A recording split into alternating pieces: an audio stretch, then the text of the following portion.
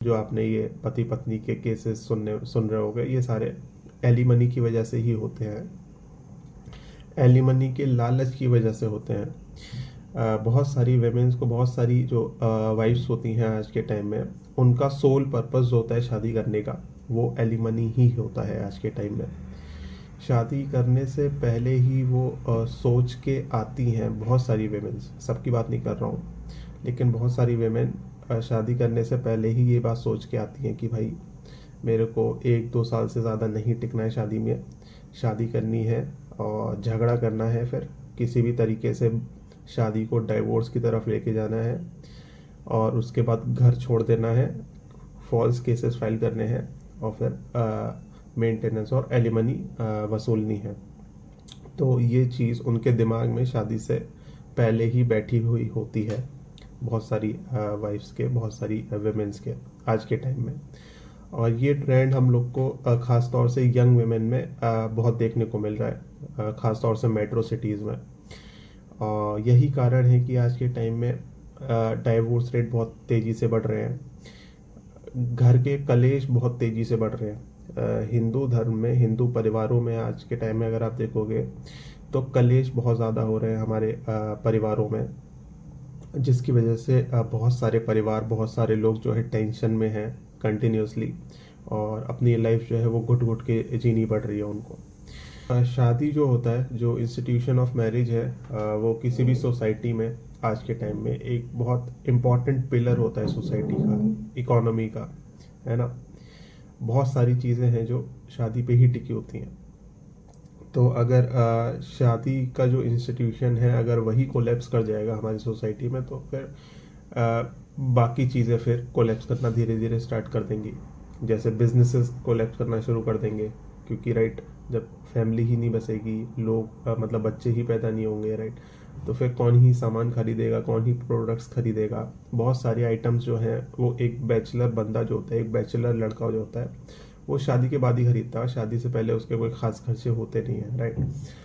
तो इकोनॉमी पे बहुत इम्पैक्ट पड़ेगा इसकी वजह से। दूसरी चीज़ जो है वो इम्पैक्ट पड़ेगा हमारे सनातन धर्म पे, हमारे हिंदू धर्म पे इसका बहुत बड़ा इम्पैक्ट पड़ेगा। ऑलरेडी हमारी हिंदू की पॉपुलेशन जो है हिंदुस्तान में, वो डिक्लाइनिंग पे है, मतलब घट रही है वो। पिछले कुछ साल में लगभग 4% से गिरी है पॉपुलेशन हिंदुओं की, और अब तो बहुत तेज़ी से गिरने वाली है। अब जैसे ये इस साल से ये जेंडर बाइस्ड लॉज इम्प्लीमेंट हुए हैं हमारे सोसाइटी में, इस साल से तो नहीं, पिछले 1-2 साल से ही इम्प्लीमेंट हो चुके हैं, लेकिन उसका असर जो है वो अब हमें दिखना शुरू हुआ है पिछले 7-8 महीने में।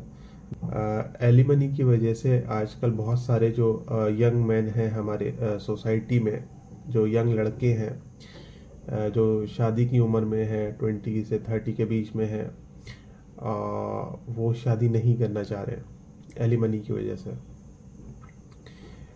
और ये जो है ख़ास तौर से हिंदू धर्म में ही हो रहा है, हिंदू रिलीजन में हो रहा है। बाकी मजहबों में कोई ज़्यादा इम्पैक्ट नहीं है इस चीज़ का, लेकिन हिंदू धर्म में बहुत सारे यंग मैन जो है एलिमनी की वजह से शादी नहीं करना चाह रहे हैं आज के टाइम में, और नहीं कर रहे हैं। तो इसके कॉन्सिक्वेंसेस होंगे, इसके कॉन्सिक्वेंसेस देखने को मिलेंगे हम लोग को आने वाले टाइम में अपने सोसाइटी में, काफ़ी बड़े बड़े लेवल पे, और बहुत चीज़ें इम्पेक्ट होंगी इसकी वजह से। क्योंकि हिंदुओं की जनसंख्या घट रही है, क्यों हिंदू बच्चे पैदा नहीं करना चाह रहे हैं, क्यों हिंदू फैमिली बसाना नहीं चाह रहे हैं, उसका उनको कोर रीज़न नहीं पता है, राइट। और उसका कोर रीज़न है एलिमनी। एलिमनी की वजह से लड़के शादी नहीं करना चाह रहे हैं, और जो शादियां हो भी रही हैं वो शादियां टूट जा रही हैं एलिमनी के लालच की वजह से। आज के टाइम में जो मैन हैं, जो यंग मैन हैं, उन्होंने साफ साफ बोल दिया है कि एबॉलिश एलिमनी और फॉरगेट मैट्रिमोनी। या तो एलिमनी को एबॉलिश कर दो, एलिमनी को ख़त्म कर दो, नहीं तो वो शादी नहीं करने वाले हैं, राइट।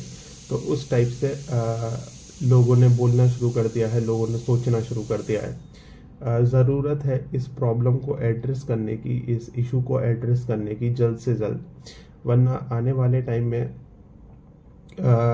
आपको धीरे-धीरे बहुत सारी चीज़ें कोलैप्स करती हुई दिखेंगी हमें, हमारे कंट्री में, हमारे इंडियन सोसाइटी में।